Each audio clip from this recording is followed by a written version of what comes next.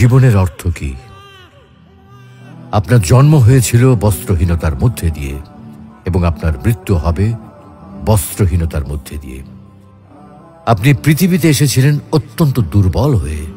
এত দুর্বল ছিলেন যে মার সাহায্য ছাড়া খাবারটুকু মুখে নিতে পারতেন না। আপনি যখন এই পৃথিবী ছেড়ে চলে যাবেন তখনও আপনি অত্যন্ত দুর্বল ও অসহায় থাকবেন।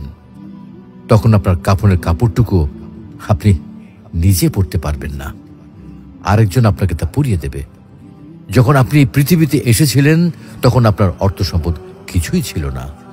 যখন আপনি এই পৃথিবী ছেড়ে চলে যাবেন তখনও আপনার অর্থ সম্পদ কিছুই থাকবে না। আপনাকে প্রথম গোসল যেমন অন্য কেউ দিয়েছিল, তেমনি আপনার শেষ গোসলও অন্য কেউ দেবে। আপনি যেমন পৃথিবীতে একা এসেছিলেন, ঠিক তেমনি ভাবে আপনাকে পৃথিবী থেকে একাই চলে যেতে হবে। আপনার সঙ্গে আপনার প্রিয়জন কেউ যাবে না। এটাই জীবন।